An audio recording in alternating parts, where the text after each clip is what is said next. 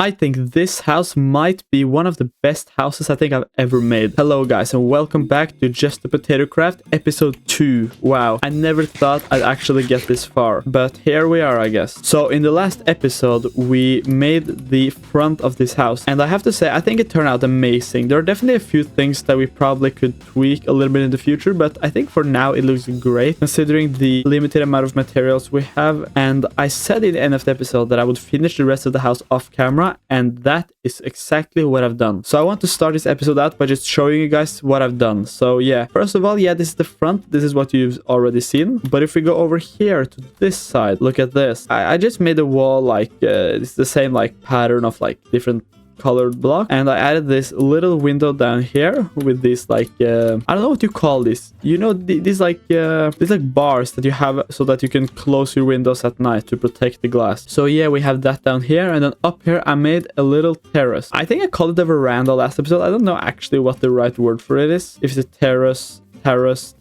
or a patio or a veranda or whatever, but I think it looks quite good. I'm a little bit unsure actually about this side. I do think that it could have been cool to have like a huge like round window instead or something, but I think for now it looks fine. So here you have the back. This area isn't like completely, it's kind of finished, but I'm not sure if I'm happy with everything here. So here we have like I made this little back door, and then I made these two windows where one of them is closed and then one is open, and then another terrace over here. I was a little bit unsure what I was going to do on this side, and I might actually remove this terrace over here because I'm not sure if I actually like it, but I do have some ideas that might change this area or this like back part of the house completely, because I actually kind of wanted to build like a part of the house that kind of sticks out here, but for now it's just like a back door, windows, and a terrace, and some more bushes. So if we go over to this side, I'm probably this might be the side that I'm most happy with. I think I intentionally filled like the first sort of floor of the build with plants that kind of grow pretty high up. Maybe I could have even grown it a little higher, I don't know. So yeah, so I decided to not have windows here, and instead I built two long windows up here. And then if we go around, we're back to the front. I think the front is definitely the part of the house that I'm most proud of. I just feel like it's way more like thought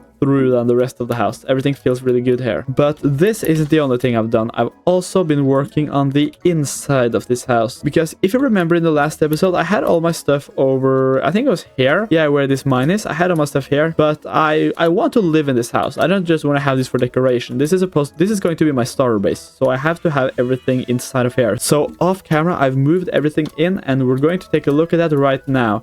Just a little warning, this isn't completely finished. I just kind of put in everything and try to make like a few decorations, but not a lot. So yeah, let's head in and look at this, guys. Off camera I was actually going to do this on a video, but then I completely forgot about it and I just made it because I kind of remember that copper golems is a thing now, and I wanted to show it on camera, but I just made it and I completely forgot that I was supposed to record it. But yeah, I made this guy. I don't have a name for him yet, so if you guys have any suggestions, comment that down below. But yeah, so this is the inside of my house. I built kind of like a storage room over here. We're probably going to have to expand this, and I'm thinking maybe like putting stairs here so we can have one step down, and over here is kind of just like the work area. This house is kind of small, so I need to make sure that I have space for the important things, so I haven't filled it with like random details yet. Now if you don't know how the copper golem works, it's basically like an automatic sorter that you can get easily early game. So basically what happens is that I can show you guys actually. So in this chest we have a bunch of diorite. If I take out, let's say 22 diorite, and then I put it into this chest, this copper golem constantly goes and checks this chest. So now when I put this in, he will soon go in,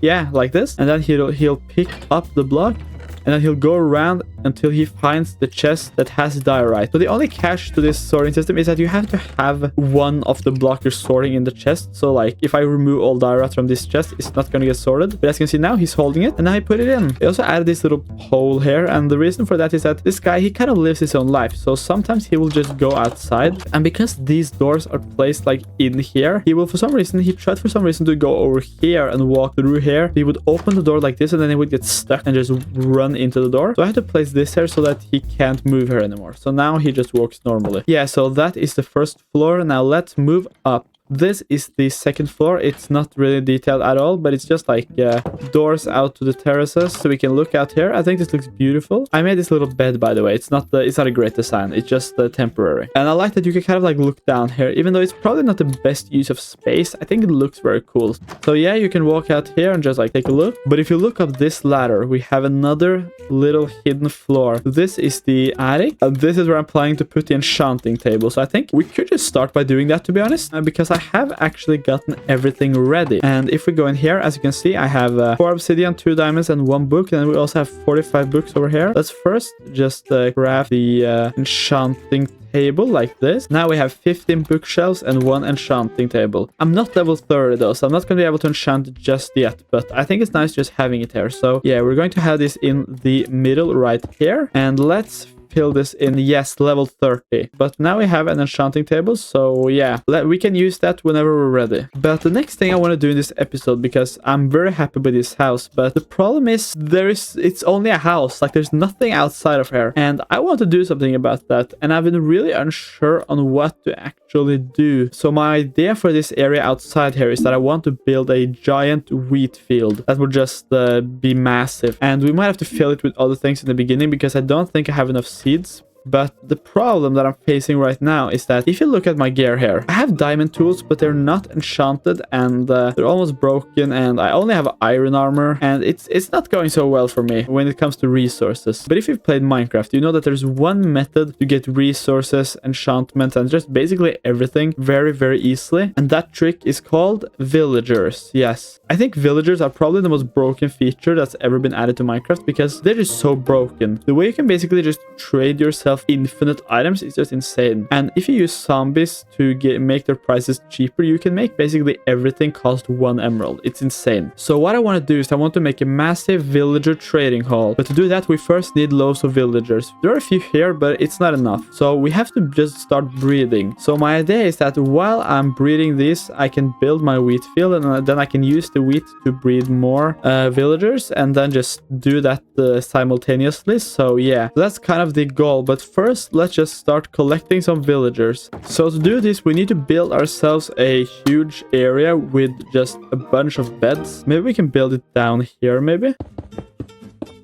Oh, this looks so ugly, but we just have to use the blocks we have for now. This is all going to get removed later, by the way. It is not going to stay like this. Now, if we go inside here, we can just flat all of this out, and let's just make a little parkour to get out so that I can get out, but the other mobs and villagers can't. So I think now it's time to start kidnapping some villagers, which I'm very excited about. Like this, bam, you're my first villager. So we have to be a little bit strategic with the way we do this. We have to make a little path there. I think we're going to use water, I think, because this is too slow. So let's just dig this out. Hopefully it won't be that far. Let me actually just dig here first.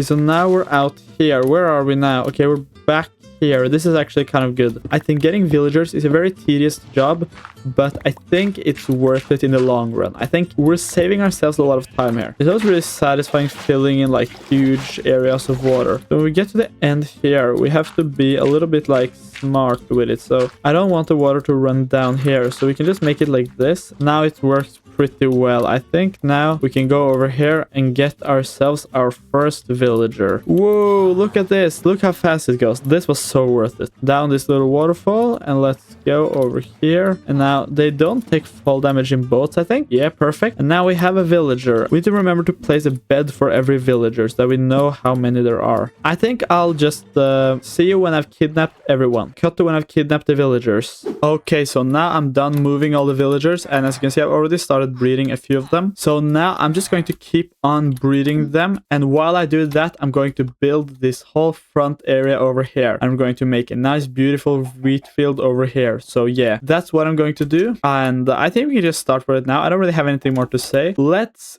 go.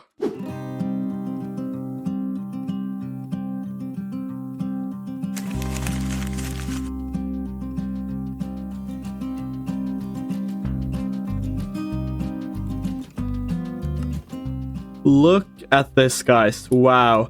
This This took way longer than I expected, but oh my god, I think this... Okay, I'm not like insanely happy with it, but I am really happy with it. I always underestimate the time it takes to build like, what can I say, like background things. I thought this would take maybe like an hour, but I think in total, I think it's 3 days since I recorded the last clip, and it's because it takes so long, and I also had to wait for more seeds so that I could plant more wheat. But now I think this looks really cool. I think this was really worth it. I think it looks a little bit empty and a little bit weird right now because it's like the only field in the area. But I think after a while, once we start to like add more details around the world and we make like a path and maybe some more field going around here, I was a little bit unsure if I should have had like stone walls and instead made a wall out of stone. But I decided to use bushes, and we may use some stones as well, but I just couldn't be bothered to do that right now. I also added these tiny little these scarecrows, and I think they turned out really cool. I have to say this, it's not a huge detail, but if you see here, I wanted to make a cool hat, and I was really unsure how to do it. And originally I had these trapdoors one step up, so they were kind of like above the pumpkin, but I felt like it looked a little bit weird, so I decided to put them instead of being over the pumpkin, they're kind of down, so it looks like he's like actually wearing it, and it's not just sitting on top of his head. And I think just it's a tiny detail, but it's tiny details like that makes the difference. I also gathered some iron, and we'll get back to that later. But yeah, also while I've been working on this, I've also simultaneously been breeding villagers, because it was a really good thing to do it at the same time, because I had to wait for these to grow, and I also had to wait for the villagers to be ready to have more kids again. So it worked fine, plus that I could use the extra wheat that I got to breed these villagers.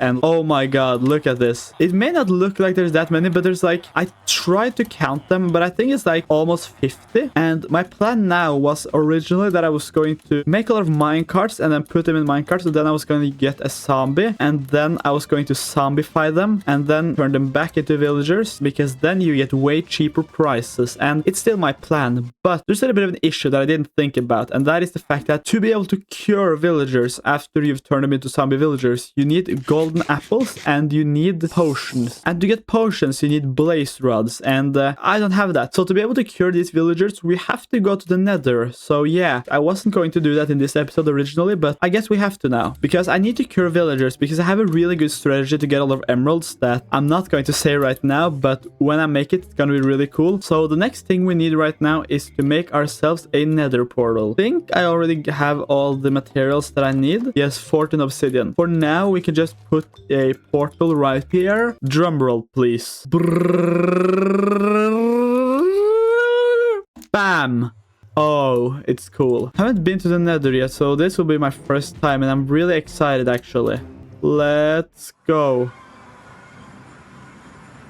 Whoa, this is cool. This seems like a pretty decent spawn. It's not like crazy. There are mainly two things that I need. The first thing is gold, which the quickest way if we find one is to find a bastion. But the thing is, they are really dangerous and they can be really difficult to find, so we might not find that. And then the other thing we need is blaze rods, but I don't think we need, because I have a brewing stand already, so I just need blaze for fuel. So yeah, we only need a few, so I don't think that will be that hard. But let's just head out and explore. So I have a gold helmet, so in theory I shouldn't get attacked, but sometimes mobs can be a little bit unpredictable and they'll just attack you anyway, so we'll see. I guess we can just do a little montage of me exploring the nether.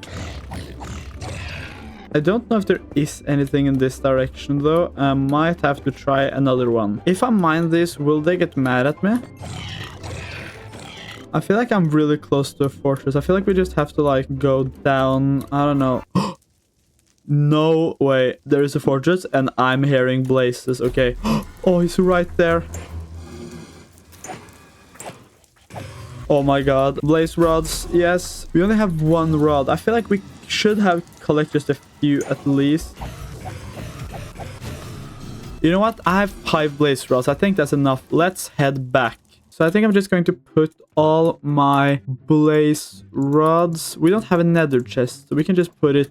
we can put it with like all our valuables right here. Let's just place these two here and then just have this here for now, because I want to go right back and look for a bastion. So let's head to the nether. Okay, guys, look what I've found. Look at this. I found a bastion. I've been looking around for a really long while now, and finally I think this has to be a bastion, but I think we're behind it, so we have to find a way to get in, because I clearly don't have enough gear to actually like defeat the guys inside of there. But I have an idea, which is to try to make like a tunnel into like the main room with all the gold, and just get the gold and get out. But we have to be ready, so I think we can just start by digging our way in. I only saw the back, so I don't know where in the structure we are. Okay, I think we're on the other side. It seems like this bastion is completely submerged. I guess we just have to dig our way in and see what we can find. Oh, we're here. Wait, okay, this is perfect. That means the throne, the room where all the gold is somewhere around here. So we just have to like build ourselves a tunnel into this middle part right here, because those guys with axes, they can basically one-shot us right now. So if we're not careful, they will kill us. Bam, bam. Look how many lives they have, bro. Like, I can slap them like so many times. Okay, we're making our way in. Let's quickly just box ourselves in. And we have the gold. Okay, we have 7 for now. Okay, we have 8, 9, 10. Whoa! Oh, we have so much mending. Oh my god, look at this, bro. Look what I found. Diamond gear and ancient debris and a smithing template and iron. Oh my god, I can't die right now. I have to just switch this out with diamond equipment. Okay, I think that was all the gold that is. We have 16. That should be more. I think that should be enough. I think that's all from this place. Let's try to get out with our life still intact. We came from over here, I think. Yeah, we came from here. Let's run out. I think I'm just gonna head home, and I'll see you when I'm there. Okay, so now I'm back to base, and we've got ourselves our blaze rods and gold. So now we're ready to cure villagers to make ourselves a trading hall. But unfortunately, we're gonna have to end this episode here, because this video has taken me way longer to record than it was supposed to. So now I have to get editing, and in the next episode, we're going to cure our villagers, and I'm going to make a super cool villager trading hall. So stay tuned for that. I have a really good idea. So yeah, be ready for that. Remember to like, subscribe, and comment so you won't miss my next episode, and I'll see you next time. Bye!